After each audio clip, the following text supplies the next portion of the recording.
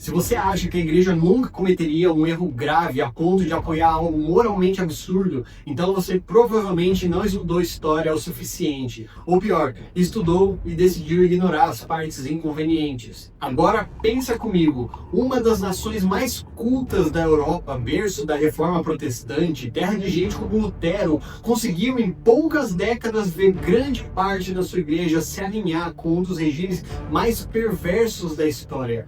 Não foi um acidente, não foi um surto coletivo inexplicável, foi um processo. E é exatamente isso que torna a história perigosa para nós hoje, porque processos podem se repetir. E o ponto desse vídeo é simples, direto e desconfortável. Entender como a igreja alemã ajudou o nazismo e por que o Brasil atual pode estar reproduzindo padrões parecidos sem perceber. Mas calma, eu não vou vir para o alarmismo.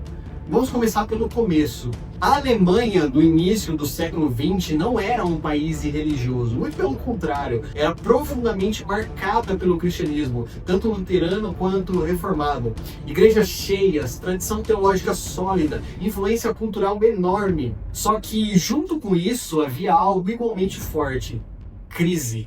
Crise econômica, crise social, crise de identidade nacional depois da Primeira Guerra Mundial. E aqui entra o primeiro ponto que você precisa gravar.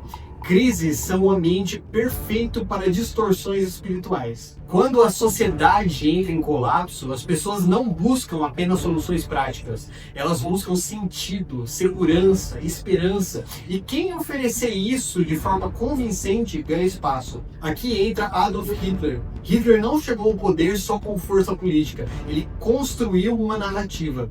E essa narrativa tinha elementos quase religiosos. Redenção nacional, restauração da ordem, purificação do povo, promessa de um futuro glorioso. Percebe um padrão?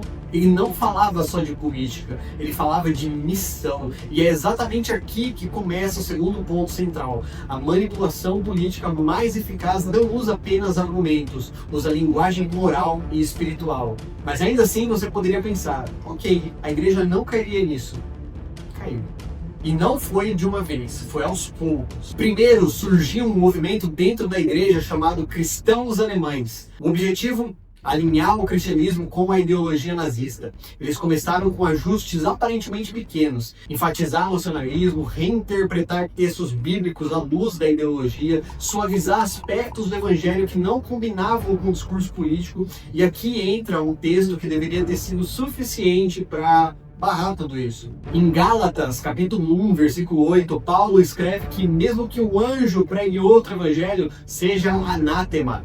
O critério é claro, o evangelho não se adapta, mas na prática ele foi adaptado.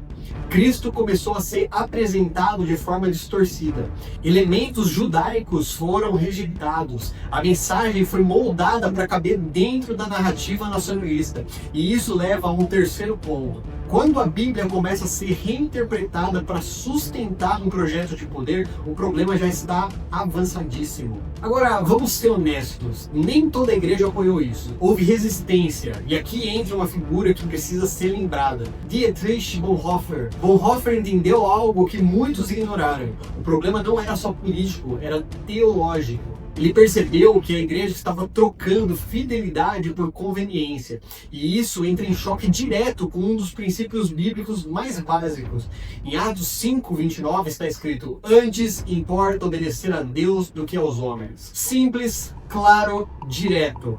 Mas na prática, obedecer a Deus naquele contexto significava perder posição, influência, segurança e possivelmente a própria vida. E aí você descobre algo sobre o ser humano que não é muito agradável. Muita gente prefere adaptar a verdade do que pagar o preço por ela.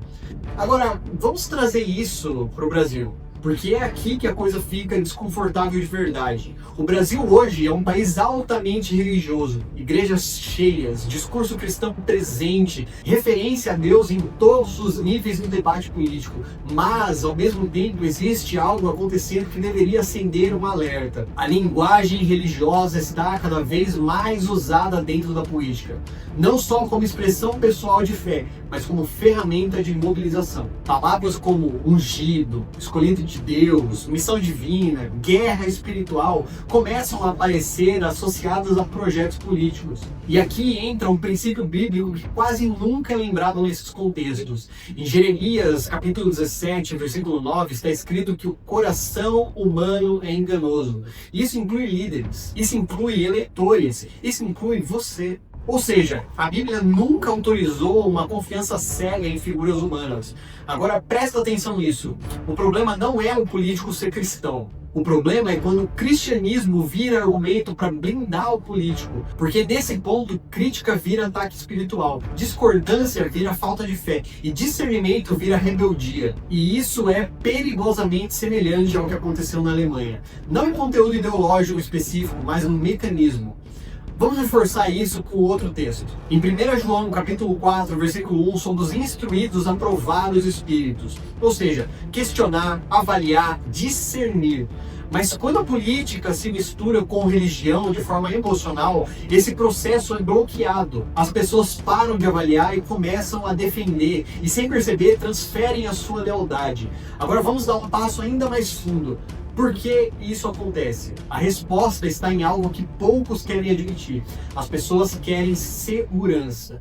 E quando encontram um discurso que mistura fé, identidade e solução política, isso cria um pacote extremamente sedutor. Mas esse pacote tem um problema sério. Ele coloca no mesmo lugar duas coisas que a Bíblia separa claramente: o reino de Deus e o poder humano. Em João, capítulo 18, versículo 36, Jesus afirma que o seu reino não é desse mundo. E isso não significa ausência de impacto no mundo, significa natureza diferente. O reino de Deus transforma de dentro para fora. O poder político organiza de fora para dentro. Quando você mistura os dois sem critério, você perde os dois. Agora vem a pergunta que realmente importa. O Brasil está repetindo o nazismo? Não. Mas está repetindo padrões humanos que tornaram aquilo possível. E isso já é suficiente para exigir atenção. Porque o erro histórico nunca começa com um absurdo final. Ele começa com pequenas concessões. Um silêncio aqui, uma justificativa ali, uma adaptação estratégica. E quando você percebe, o que deveria ser inegociável já foi negociável. E aqui entra o ponto mais importante de todo esse vídeo. O maior risco para o cristão na política não é escolher o candidato errado. É perder a capacidade de discernir qualquer candidato. E isso acontece quando a fé deixa de ser referência e passa a ser um instrumento. Se você olhar para a história, a igreja nunca errou mais do que quando tentou garantir poder. E curiosamente, ela nunca foi mais fiel que quando estava disposta a perder tudo por causa da verdade. Então a pergunta que fica não é em quem você vai votar. A pergunta é o que está guiando a sua consciência. Porque isso determina muito mais do que o seu voto. Determina se você está sendo fiel ou apenas funcional dentro de um sistema. Se esse tipo de reflexão faz sentido para você, se você quer aprofundar esse tipo de análise sem cair em simplificações políticas ou religiosas, se inscreve no canal, que eu ainda vou postar muito sobre política e cristianismo. Então eu te espero no próximo vídeo. Até mais!